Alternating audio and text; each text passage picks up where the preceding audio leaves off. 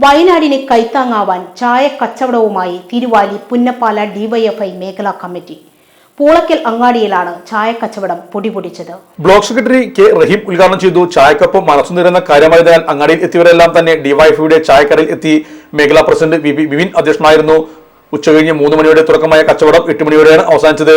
കച്ചവടത്തിന്റെ ആദ്യ വിൽപ്പന നാടൻപാട്ട് കലാകാരൻ സുരേഷ് തിരുവാലി നിർവഹിച്ചു.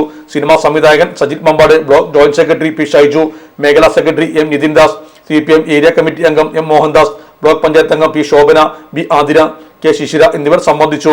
തുടർന്ന് സുരേഷ് തിരുവാലിയുടെ നേതൃത്വത്തിൽ നാടൻപാട്ടും അരങ്ങേറി. വയനാടിലെ ദുരിത ബാധിതരെ സഹായിക്കുന്നതിന് വേണ്ടി ഡിവൈഎഫ്ഐ പുന്നപ്പാല മേഖലാ കമ്മിറ്റിയുടെ നേതൃത്വത്തിൽ അതിജീവനത്തിന്റെ ചായക്കട ആരംഭിച്ചിരിക്കുകയാണ്.